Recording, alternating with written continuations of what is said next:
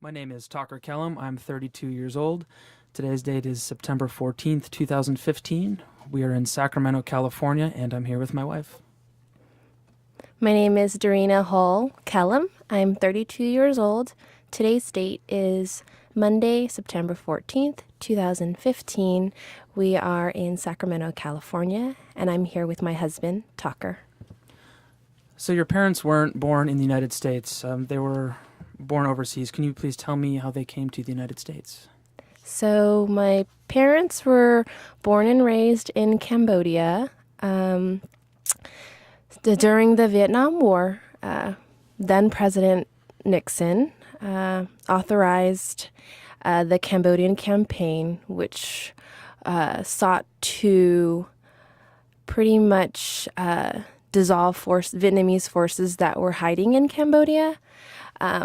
And the Cambodian campaign was known to have dropped over 2,000 tons of bombs over Cambodia, not only hitting the Vietnamese forces that were hiding in Cambodia, but also the Cambodian civilians, my parents being one of them.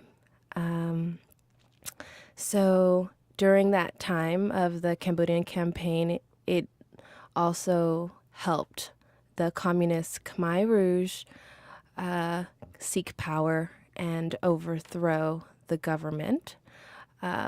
When they came into the capital of Phnom Penh, a lot of well-educated Cambodians were executed. They were very Marxist in their plot to overthrow and forced a lot of Cambodians into labor camps, starvation, mass execution. I believe over 2 million Cambodians were executed during the entire period of time. My parents were forced into the labor camps and worked in the rice paddies, while their children, my sister and brother, were separated from them. They were allowed to be reunited with their children at night once they were done with their labor. And because of some of the psychological effects of being separated from my parents, my brother and sister passed away. My sister passed away in 1976 from starvation. And sorry.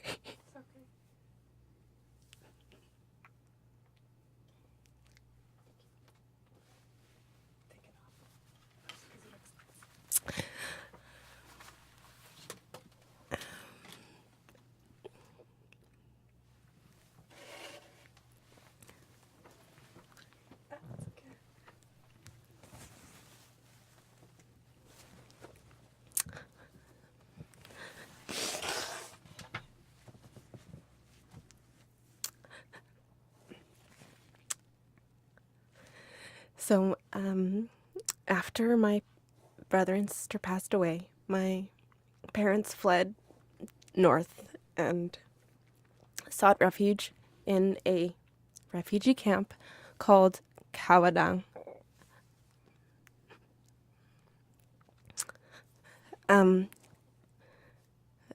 Kawadang was kind of like a safe haven for refugees from Cambodia. And it was led by the Thai Ministry and the UNCHR, which stands for the United Nations Humanitarian Coalition for Refugees.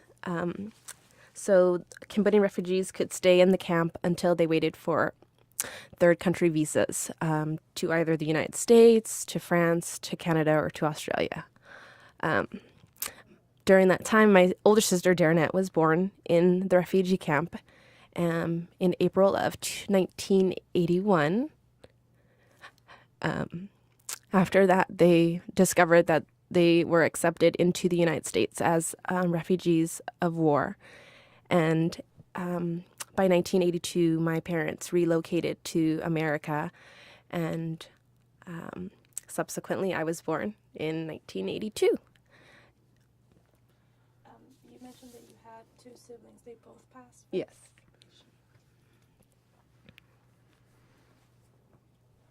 So your sister was born in that work camp, so she's still alive, right? Yeah, my older sister is alive, and we're really close. She doesn't have any memories from the refugee camp just because she was so young. And by the time my parents got pregnant with me, they were on the plane with my sister, flying over from pretty much Bangkok to the northeast, where I was born in Rhode Island. So, Do you discuss with your sister at all about your parents' experiences?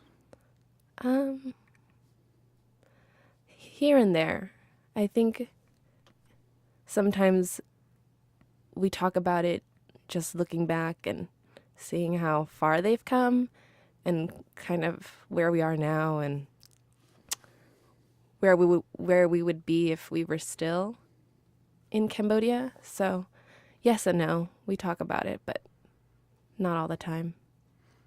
Did your parents talk about their transition when they came over? Even climate or just a different culture. Did they ever talk about that openly to you, how their struggles were transitioning to the United States? Yeah, they do. They did a lot when I was growing up. You go from like the hot, humid jungles and farms of Cambodia to the snowy, cold climate of northeast United States. It was a really tough transition for them. They pretty much arrived in the U.S. with just the clothes on their backs and their family in their hands. So the language was difficult for them. The culture, the way of life. They had no formal education, so they relied heavily on government assistance and donations from the community. We were brought in and sponsored by a Catholic family in Rhode Island. They took us in, they loved us, they supported us through, and by 1984, when I was about 2 years old, they were able to save enough money to relocate to California, where they knew larger populations of Cambodians were living, and they knew where other friends and family had relocated to, so they decided to move from cold and snowy Rhode Island to warm Long Beach, California, where the climate was similar to Cambodia at the time. So living and growing up in Long Beach was a transition in itself as well, because not only are you trying to understand the culture and the way of life, but you also have to understand the crime rate and the gangs and all of the violence that was happening in Long Beach during that time. And then also trying to explain all of this to your daughters, and keeping us sheltered was one of the things they did.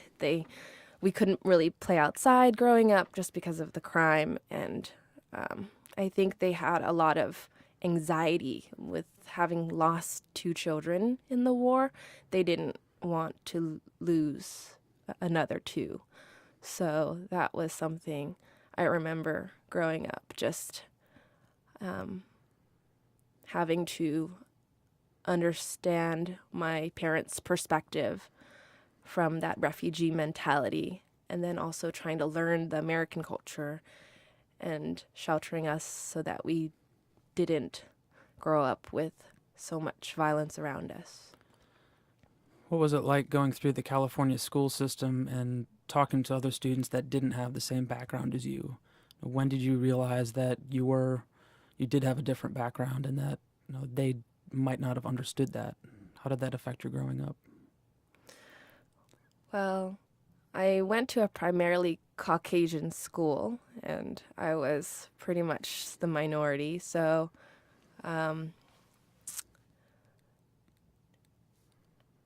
listening to them talk about their weekends, going, to the amusement park or, Girl Scouts or anything related to extracurricular activities, I couldn't quite understand just because my parents were working on the weekends and they struggled to get, the bills paid. And I just knew around second, third grade that my life and my family's story wasn't the same as the white picket fence and, American Anglo-Caucasian story where their parents worked 9 to 5, So, and I also knew as like a 7 or 8-year-old, my experience wasn't the same as maybe their experience. I remember waking up several times in the middle of the night, hearing my parents screaming with nightmares or PTSD from the war, and having to walk over and wake them up and tell them it's okay. That was a challenge because 7, 8, 9-year-olds really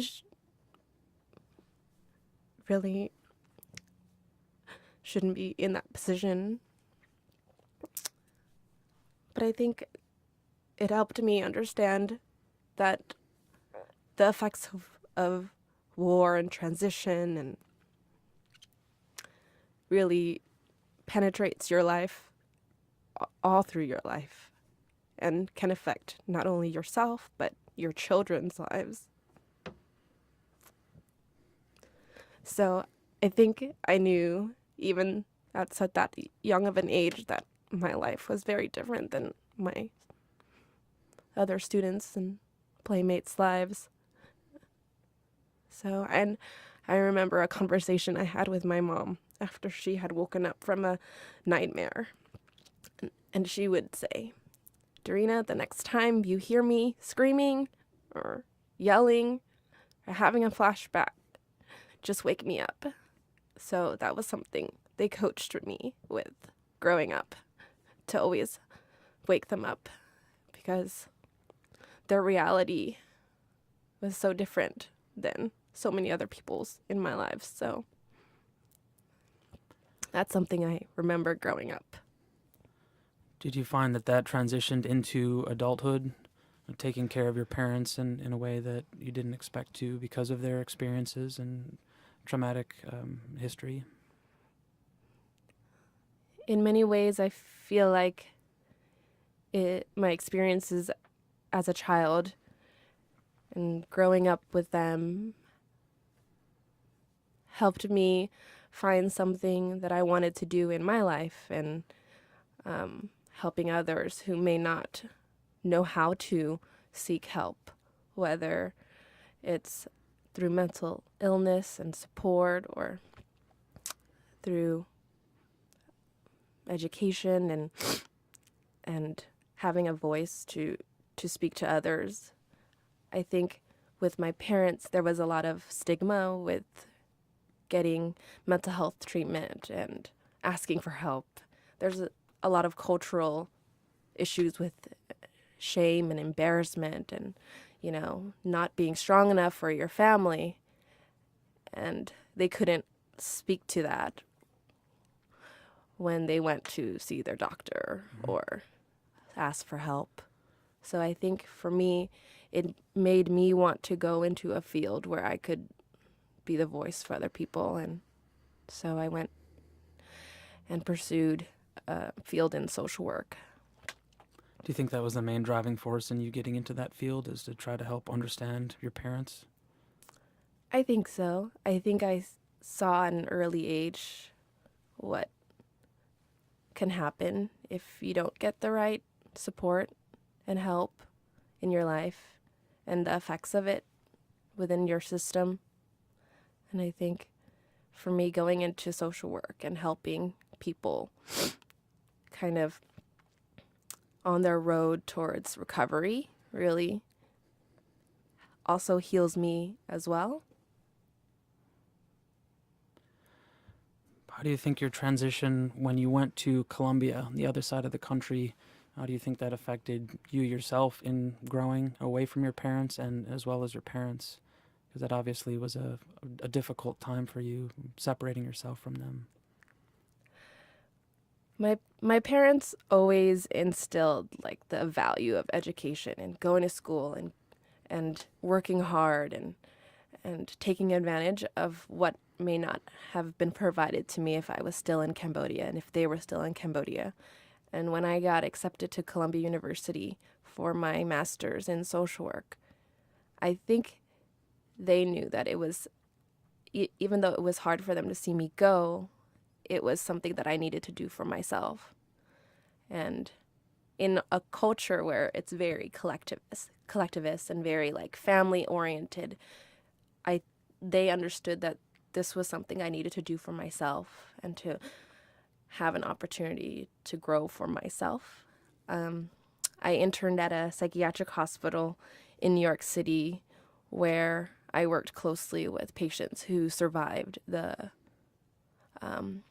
Twin Towers and some of the issues that they had with mental illness, complicated grief and PTSD and bereavement and, survivor's guilt. So working with those individuals really allowed me to see how tragic such an event could be to a city, to an individual, to the whole country. And in many ways, even though I identify as a Cambodian American, I especially felt more American when I was helping them through their tough transitions and dealing with the pain of loss. I work with you at the Department of Veteran Affairs, VA Medical Center in Sacramento. Is that what brought you out here to work with the veterans? Was those experiences that you first started in New York? I knew that when I graduated from Columbia, I wanted to continue in like the helping field in like medical and mental health services. And when I received the offer to work at the Veterans Affairs Medical Center in Sacramento, I knew it was a great opportunity for me to give back to my country. And it was a way to come back to California because I knew that my heart was in California. So it was a good transition for me personally and professionally.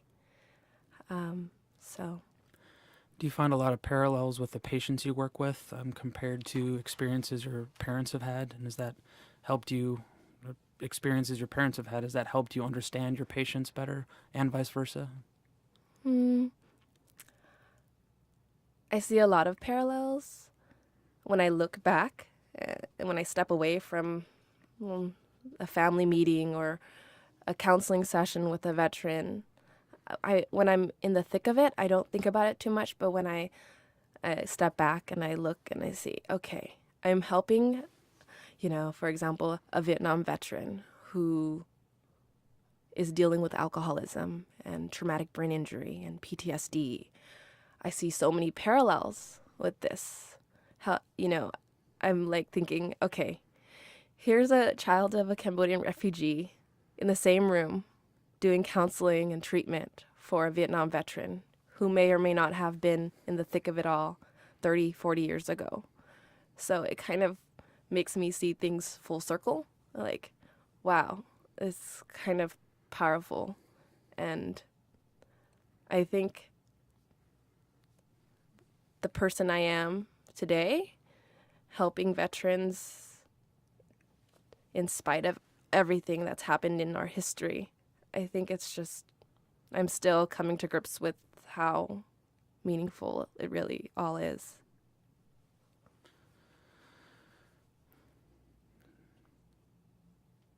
So you've been asked to be a guest lecturer at Sacramento State here in town. You speak to other students that are currently pursuing careers in medical social work. What do you tell them with your experiences? Mm.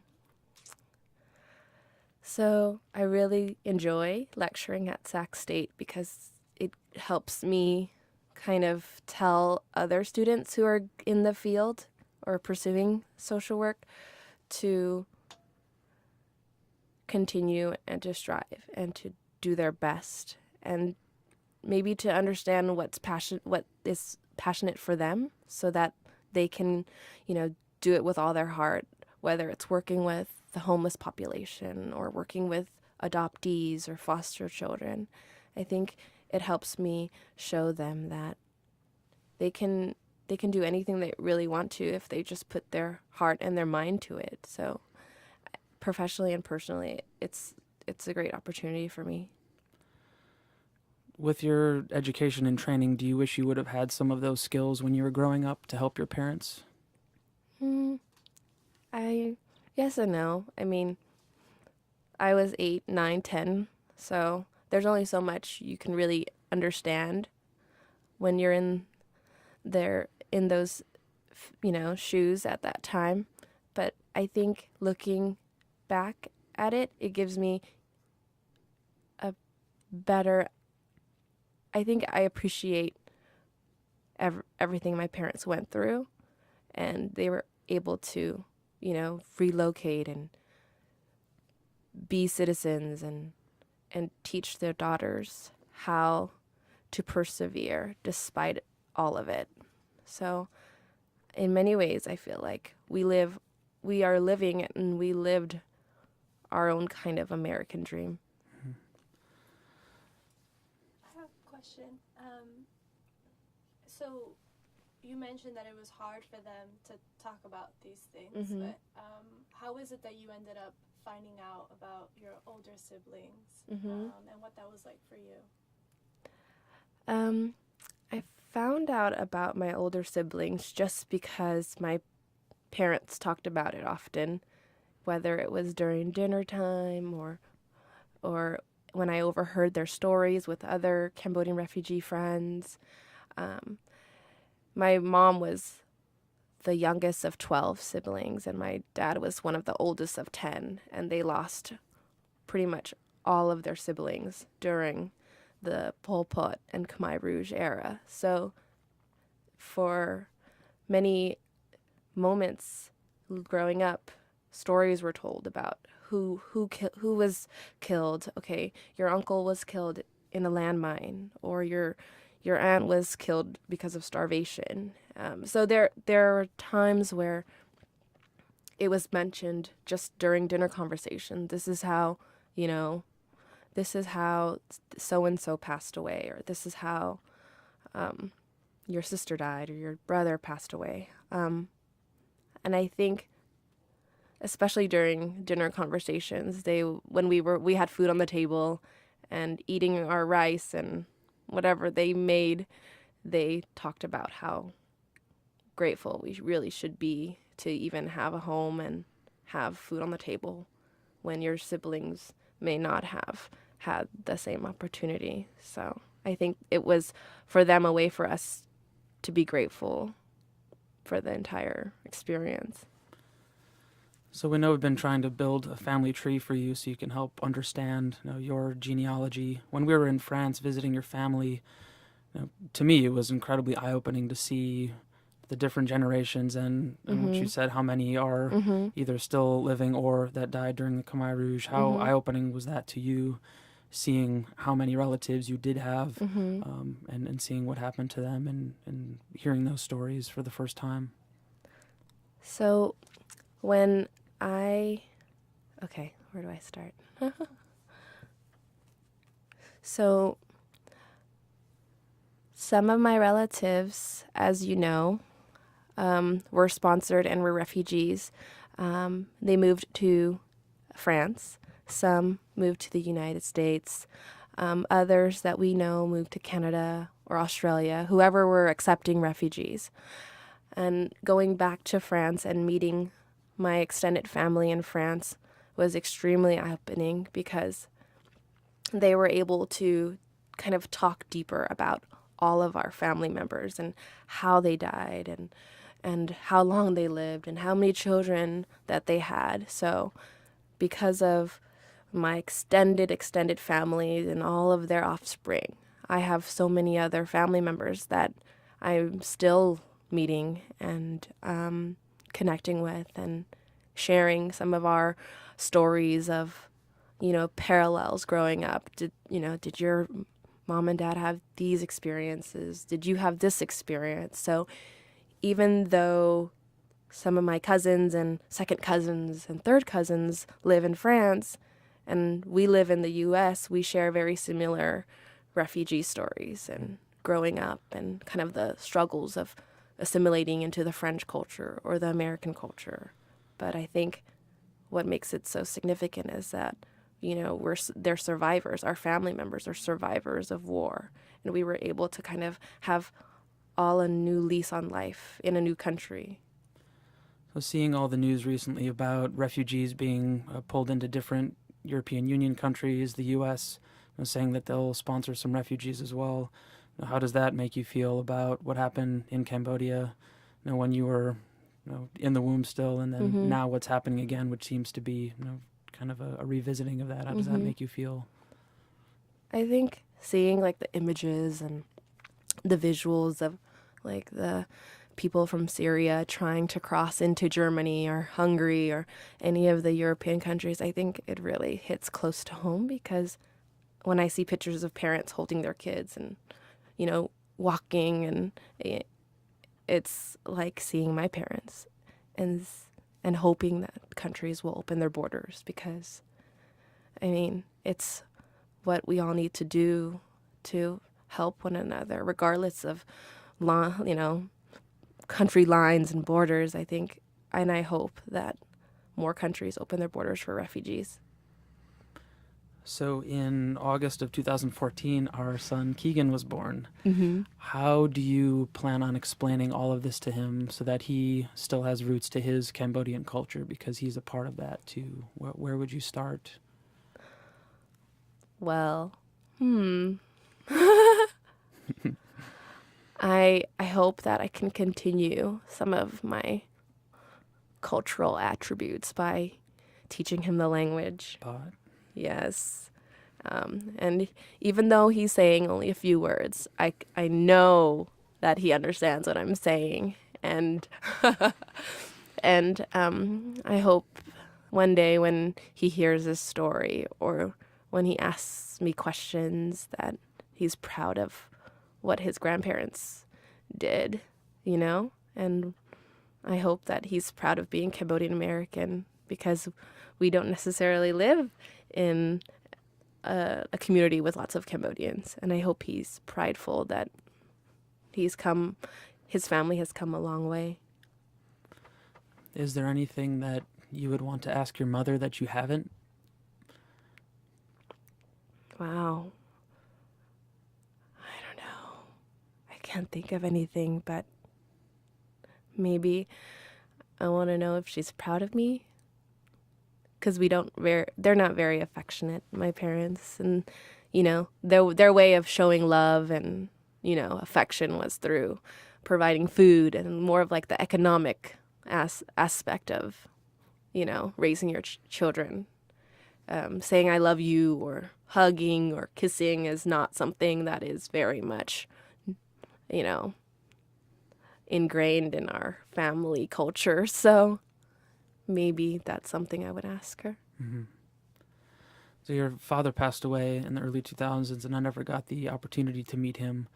What do you think he would say to you now, knowing that everything you've been through and accomplished, the family you've established, and what do you think your relationship with him would be like if he were still here today?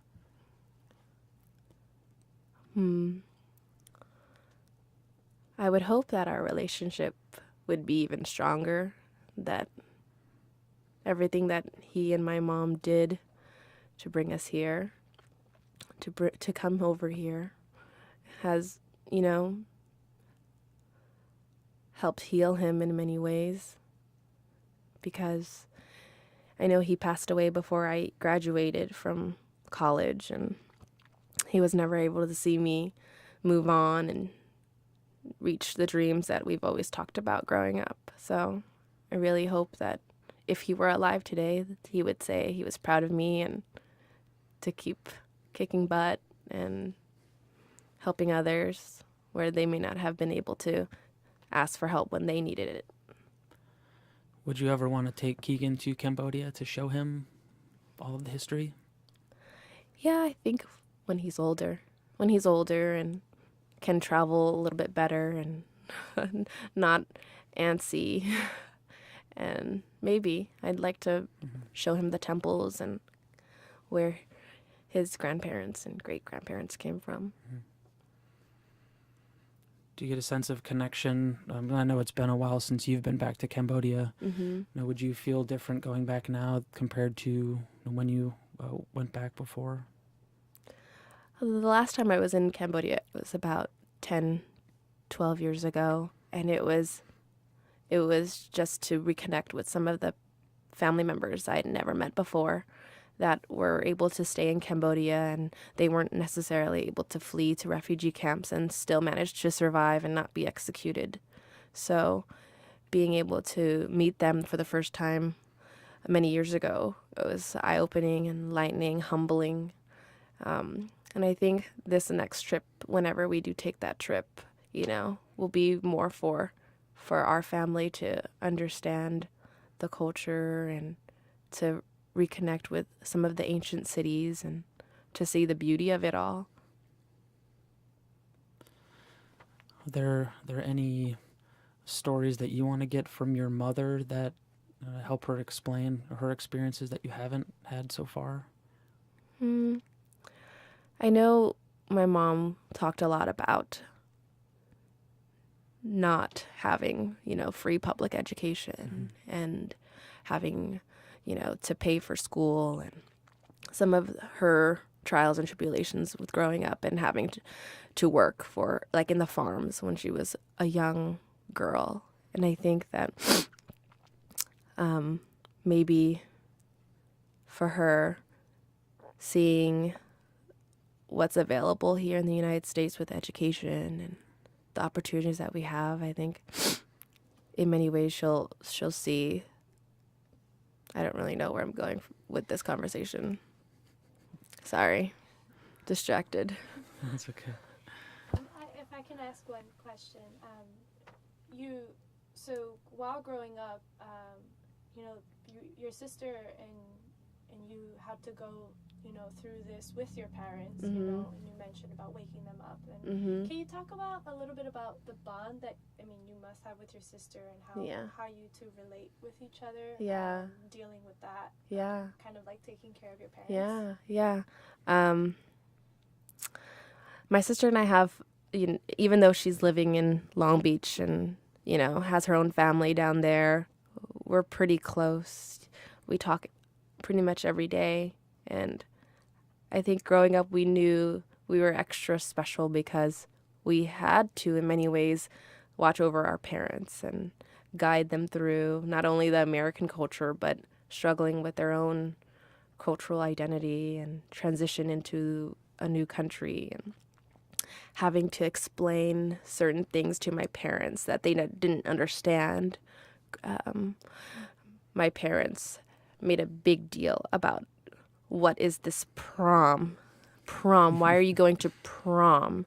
You are going to a dance with a boy. What is the significance of that? And some of those cultural nuances that you can't really translate was growing up. And you're going camping. Why would you go pay someone to be homeless for a week in a forest, to sleep in a tent? So just little stories and frustrations that we had, because we understood that we were Cambodian, but we also wanted to be American as well and have sleepovers and go to the movies with our friends, but we weren't able to do because our parents just did not understand.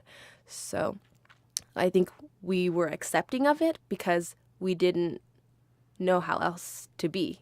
We couldn't be defiant. We couldn't just run away from home. So I think having that bond and that connection, and we were both understanding of how things were growing up, it made us even closer. So now as my mom sees her grandchildren and my son and seeing some of her strictness with them and making sure that they're all fed very well shows us that, okay, she doesn't want them to starve, obviously, because she's got some issues with that. But I think we try to make light of the situation because we don't know how else to make it, because it's like, oh, it's some things that we just are familiar with already. So, yeah. I have a hard time turning down food from her. Yeah, she has lots of, she has lots of love, and her only way to really do that is to cook lots and lots of food. And I think a part of it is maybe due to the fact that when she was in the labor camps during the killing fields, they only gave, and she would say this many times, they only gave her like a can of rice every day, and that was it. And it translates to how it is now, where there's always plentiful food at home. Mm-hmm. There's always something to eat, and there's always, you'll never go hungry in our home, in her home. So I think going back, my sister and I really do have that connection, and it's unspoken.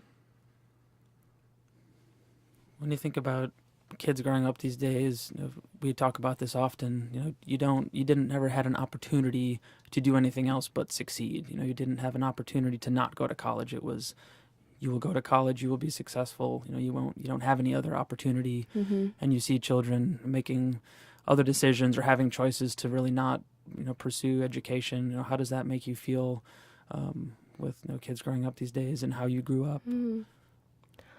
Well, sometimes formal education isn't the route for everyone, but I feel like for our child, with Keegan, I really hope and I support him going and pursuing higher education, because for many people, higher education and going to school, and it's really a foundation for success for them. I mean, if that's what he decides to pursue.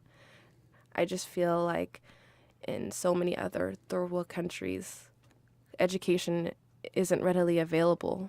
You have to pay privately. You have to, you have to give money under the table to teachers and professors so that your kids can get into the school, and you don't have that here in the U.S. It's readily accessible.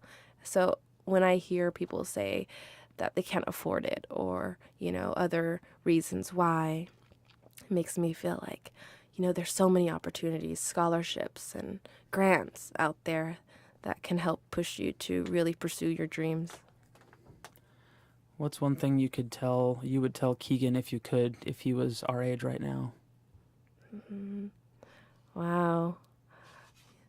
I hope that you think your parents are amazing people and that they raised you well and loved you so much. Well, thank you for sharing with me. I always love talking about your history and having conversations with you so I can learn about your past and your family's history, because it's incredibly interesting to me, because it's so much different than how I grew up. So thank you. Thank you for listening.